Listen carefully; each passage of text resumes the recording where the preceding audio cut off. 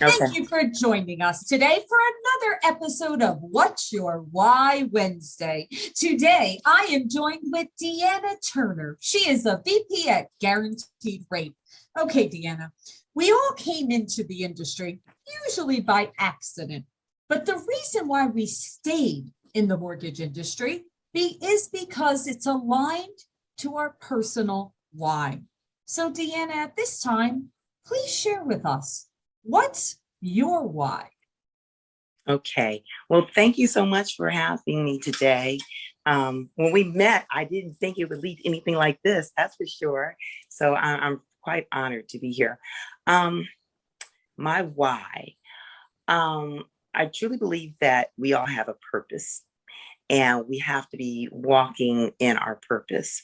And sometimes you know what that purpose is up front, and sometimes it's kind of revealed to you over time. And so when I first got into this industry, I didn't have a purpose. Um, Someone saw something in me that I didn't see in myself and basically picked me out of another industry and said, you know what? When you get tired of doing what you're doing, call me. I've got something that I think you would be great at. And I had to have faith in that somebody might see something in me that I don't see in myself, but we're going to walk in faith and see how this manifests. So I transitioned into this industry from the automotive industry and was really just looking at this as okay, instead of selling cars, I'm selling money. I'm selling dreams. Okay. And I took it very personally as I became more involved with the families and individuals that was seeking me out for assistance. The more that I grew in my understanding of the industry itself and the products and services we offer, my purpose, as I realized, was greater than just making money. It wasn't about I'm going to be that loan officer that closes $40 million a year and I'm going to make $400,000, $500,000 a year. It's really about who am I able to serve? Who am I able to help? Whose life am I able to impact in such a way that it is better for the fact that I came into it? And so I realized that my purpose was really to be a servant leader, to basically look at what my personal situation was when I bought my home and hopefully emulate the loan officer that helped me so I can reach back and teach and help others. Because the home, that dream of home ownership is attainable, but people don't know what they know. They don't know what they don't know. They don't know what's available to them. And if some people are just in it for the money, and they're just looking for that vanilla loan, the easy breezy loan where the client knows what they're doing and what they want, that's easy. But what about the people that don't know? What about those people that need a little bit of help, myself included? I bought my first house. I was 30 years old. I had bruised credit for some mistakes I made in college. I had no savings. I had a good job that I had been on for a while, and I had an income. And I found this house and wanted this house. It was the only house I looked at and didn't know how I was going to be able to do it. And the good thing was it was new construction. And I had about 6 months to get it together. And thank God I had a loan officer that was empathetic, that was sympathetic, that wasn't judgmental, and looked at my situation to say, you know what, I can help you. And took me through the steps to educate me so that I understood what I was doing. I understood why I was providing certain things that they were asking me for. I understood the process and I understood just how significant this moment was. And I got my credit cleaned up. I saved up my money. I had money for my down payment and reserves in the bank. Um, and when I became a homeowner that day, I went over to the house after the closing and I just laid on the carpet and made snow angels in the floor. I was so proud of myself. Yeah. I didn't ask anybody for any help. I did it on my own. And I take that and I translate that and transfer that over to the clients that I'm working with because in many cases, they don't have somebody that can help them. They don't have a family member they can turn to. They don't have anyone to really give them sound advice. And there's so much out here that you're hearing about. A lot of it is what I call white noise. It's this all in your ear, and you don't know what to believe because you see this on the internet yesterday, but you heard this on the news today, and your mother, father, brother, and everybody you know has had some sort of an experience, and you don't know what to do. So I realized that my purpose really is to help. So whether it's an $80,000 loan or it's an $800,000 loan, I don't sit in judgment of their circumstances. I really try to be an advocate for that client and basically seek out solutions to help. Yep. Well, a couple of things there. Number one, yes, now you see why I do this, of why I love to spotlight people in our industry, because there are assumptions made about our industry that people think that it is just about financial. And yes, it is. It's a mortgage. Yes, it's financial. But for the people that are truly in this industry, such as yourself, because it's tied to their why, it's beautiful. It's the same as someone that goes to school to be a veterinarian or to be a doctor. And it's because they want to help the animals and they want to help the humans and to be healthy and take care. That's what we do every single day.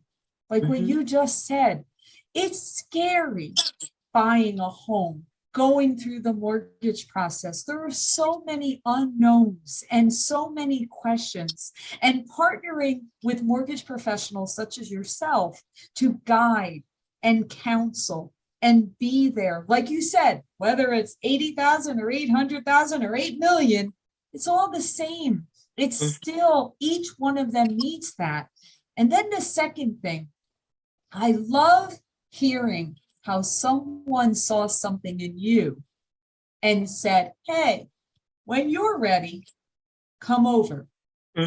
That is so important for everyone listening to this right now, for all of us to realize. I've heard that story numerous times from people in our industry, and I question, make sure we're all keeping our eyes and our ears open for us to do that for other people too.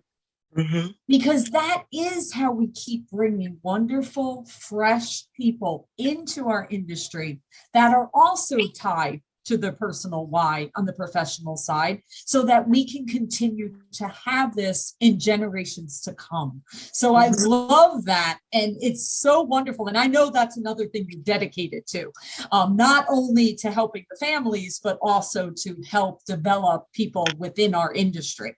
All right. So here's my most favorite part. I love this part because each one, I mean, I've had people break down in tears when they share this part. So I love this. All right, Deanna, give me a story. You know, all of the mortgage professionals have stories of that, you know, that one special situation that just you felt the impact that you have with helping families out there. Share us one story of when you realized that impact. I think sometimes people forget how they're perceived, because I didn't realize until this one particular lady that I helped, just how much of a difference I made in her life, and planting that seed now and what that's going to sow into her life later. I remember her by name. Her name was Patricia Alexander. And Miss Alexander was a single parent of 5 boys. I don't know what happened to her husband, but she lost her husband early and she never remarried. And she raised these 5 boys by herself in an area in downtown Atlanta called Grady Homes. So it was a public housing project. And she worked at Grady Hospital. And she would walk to work through a tunnel that went under an overpass to get to the hospital. And she worked at Grady Hospital I want to say for 30 some odd years.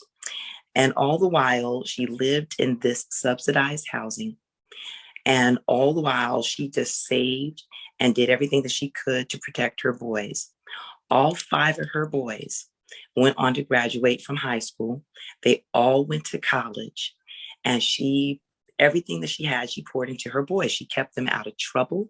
So she's got these 5 grown men now that have all gone to different universities and colleges. And they all have degrees and they're all out of the house and they're all doing their thing. And she said that she always had the dream that she would one day be able to own her own home. She just wanted a little something that was hers, a little 3-bedroom, 2-bath house. She wanted a single car garage, and she did want a fence. Didn't have to be the white picket fence, but she wanted a fence. And she had driven the same car for 15 years or so. It had been long ago paid off. And so she just had saved. Now, mind you, she was a janitor at the hospital. So this lady made maybe $35,000 a year, $36,000 a year. So the entire time that I was working with her, she was a doubter. She just didn't believe that this was happening. She doubted everything. I mean, you would send her her paperwork and it would take her a day or 2 to sign it because she's like, I don't know, are we really doing this? Is this really going to work, Deanna? I don't know, but she had found this house.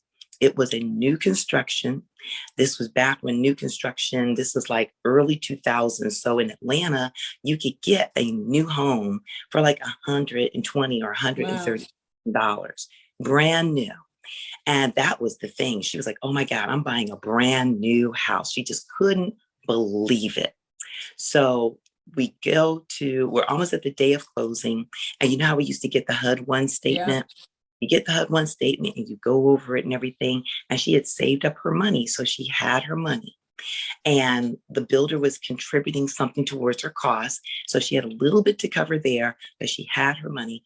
And I kept reminding her, I said, okay, so this is how much you're going to need. You need to go to the bank and tomorrow bring a cashier's check with you, payable to the attorney's office for this amount of money. So we went over it a couple times and she kept saying, am I really closing tomorrow? Am I really closing tomorrow? And I said, yeah. And I said, I'm going to be there. We're going to be there. So she drove to the closing. I drove to the closing, get there the next day, and the builder is actually there. And, a lot of times builders are too busy. They don't come. Yeah. But he came, and he had this little kid. It looked like a house. And, he was like shaking hands and everything. It was a real happy day. Everyone was so excited. And as she started to sign the papers, her penmanship got worse and worse and worse. And she got so full and she started to cry. And everybody, Lord. I told you. I told you people cry. Yeah. Everybody started to cry because she got so emotional. Yeah. It's like you start out with a stack of paper this thick. Yeah. Getting down to the bottom and it's becoming really more real. It's becoming real. And when I tell you her pen was like this. Wow. And it didn't look like the same person that signed in the beginning was signing at the end. Right. Because her penmanship had just gotten so bad and she had started to cry so much that I don't think that she could see the paper, the line she was signing on. Oh. So we finally get to the end and the attorney has brought out tissues and stuff and everybody's eyes and hugs and kisses and stuff. And it was time for her to give them the check. And she didn't have the check. And I'm like, wait a minute. We talked about this last night. And she said she didn't go to the bank because she didn't think it was real. Wow. And she didn't want to get her money until we had closed and she knew that the house was hers. Wow. So I left and I took her to the bank. We got the check. The builder agreed to stay behind and wait. And we came back with the check. And when she gave the lady the check, it was like, with the paper. And after that, we had to give her a glass of water and just give her a moment to calm down. And then she sat with the builder, and what he had was like all the paint samples and all that kind of stuff that were in her home. He had samples of all of that in this box, and gift cards and all this kind of stuff. And I mean, she just, it's 20 years later, and Yeah. I remember that story like yesterday. But my why, that validated my why. Yes. But in addition to that, now my why has kind of expanded. My purpose has expanded now that there is such awareness of the fact that we need more diversity within our industry. And we have to be cognizant of what we're doing and how it is viewed and how it is seen and how it's received. And I very much am committed to working to increase home ownership within the community that I serve. I'll do a loan for everybody. Yeah. But I recognize that within the African American community, that there are a lot of people that still don't understand. They still don't know that. And there's a lot of fear. And there's a lot of fear too. There's a lot of fear. There's a lot of fear. But, within my community, and other communities that I serve, the LGBTQ community, the Latino community, the Asian American community, there are all of these marginalized, diminished communities where they haven't had fair access to credit. Right. And they don't know because no one's taking an exerted effort to educate them and say, hey, this is what we can do for you. Not necessarily waiting for them to come in and say, I need a loan, but being able to say, we're going to you to say, if you hadn't thought about it, think about it. There are ways that you can achieve this dream. There are ways that you can stabilize your output of cash monthly so you have a stable roof over your heads. People have rent that's being increased upon them every year. Yeah. And like our seniors. So there are definitely some communities that I really am committed to really doing some outreach for so that I can make more of an impact. And it's not so much about me because I get a lot of gratification out of it. Of course. Just seeing the difference that I'm making in people's lives, that gives me a lot of gratification. So it's not about the check, because if I do the work, I know the income will come. It comes. I keep blessing people, God will continue to bless me. So I got to keep paying it back. So, that's pretty much why. So do you feel that's your legacy, is to make that difference within your community and to educate and to be able to spread that wider into, not because of course you can only do this much, right, as you in your community, but to make an overall impact. It's number one, even doing something like this to bring awareness and to kind of challenge our industry as a whole to continue to do this nationally, right, all across, not just with what you can do. And listen, for me, I think it starts with these conversations. But boy, that's certainly not enough. That's only opening the door a crack. That's all we did. Yeah. So in addition to that, I recognize that there is a need to serve the community, but then you also have to recognize that folks within all of these different communities want to work with people that look like them. Correct. That come from places just like they're coming from, or circumstances just like they're coming from. So it's very important to have diversity within our industry. It's important that we have more women on the sales side of this industry, because over 60% of the buying decisions are influenced by women. So we need to have more women in sales like I am, as opposed to just being in operations behind the scenes. So, we need to have. Hey, Deanna, I don't mean to interrupt, but it's interesting. I just was on a panel discussion 3 days ago, and that came up. Somebody she was a VP of sales at a company in our industry, and she was saying she can't get women salespeople. Like she can't find them. No one wants to apply for it They don't want to do those roles. So I actually want to ask you, how do we get the women to go on the sales side or even want to be in the sales roles? What is your thought on that? I think it's kind of like the situation that I found myself in. Sometimes someone's going to see something in you that you don't see in yourself. This is not a job or career path that I ever thought I would be in. This is not a career path that you go to a university and you study on for 4 years. It's just not. But if you are in sales, you could be selling cosmetics behind a counter at Nordstrom's. You could be selling shoes. You could be selling cars and trucks like I was. Ultimately, you're in sales. And if you're in sales, you're working with people. Okay. And those people are coming to you with a need, and you are working with them to satisfy a need or to provide a solution. So it's a service. So I think that those of us that are in the industry need to be looking for other people in other industries. They may not be in this industry yet, but could they pivot and sell this? Do they work well with people? I think everybody is coachable and trainable. And if the knowledge base is there where we can mentor and grow people up, then we can peel people away from other industries. I mean, for example, you got a lady that's selling Mary Kay and she's killing it. Oh, yeah.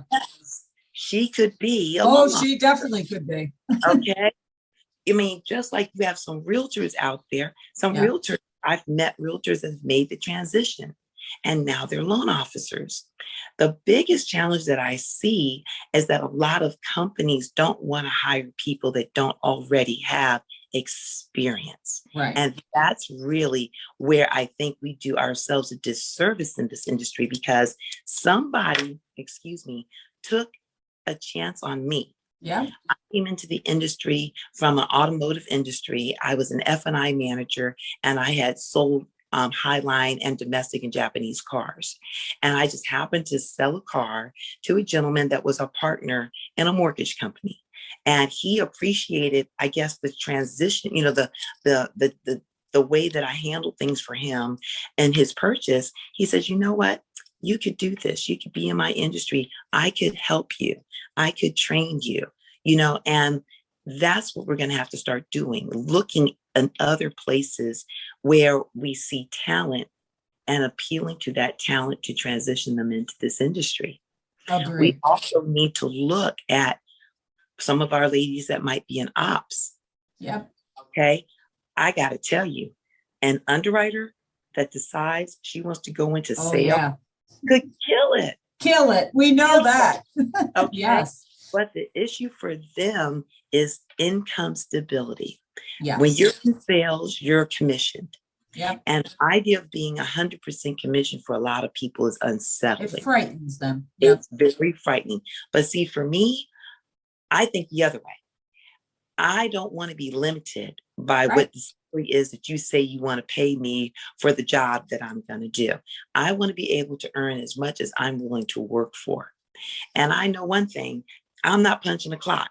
I'm not going to do that 9 to 5 and I get 30 minutes for lunch and 2 breaks. That's not going to work for me. I kind of need to be organic. But I think to answer your question, we that are in the industry need to do a better job of looking at folks that are outside of our industry and other sales areas that could probably transition into this industry and do really well. Yeah, it's actually funny, you and I met at the NAMPA conference, and the night before we met, I was out to dinner with a couple of people, and we had a waiter, a server. He was phenomenal. He was like making jokes, and he was so personable, and his communication and the way he interacted was awesome. And I was so excited that one of the women I was with at the table, she started a conversation. Hey, is this your main job? Is this, and had this whole conversation and was like, I'd like to give you my business card because I think you would be great in the mortgage industry. And as I witnessed it, I'm like, every time that we do that, right? Every time we open up that door for someone else to come in, We're paying it forward. We're helping leave our legacy and impact on our industry that has blessed us. So it's time for us to continue that and keep bringing in that talent. So yes, keep yourself aware, just like that example of the server that we had. It could be the barista. It could be the cars person that you're going out and purchasing a new, whatever, right? Be aware of it and make a lasting impact into the industry that has blessed all of us. Because that really is, we are blessed. We get to help families every single day, make a long lasting impact within our communities. And it is something that we all need to be aware of to give back. Deanna, you are awesome. Thank you so much for sharing your why. What a heartfelt story of Miss Alexander. Thank you for sharing that story with us, and we wish you all the best. Thank you so much. I so appreciate you. It's been a pleasure.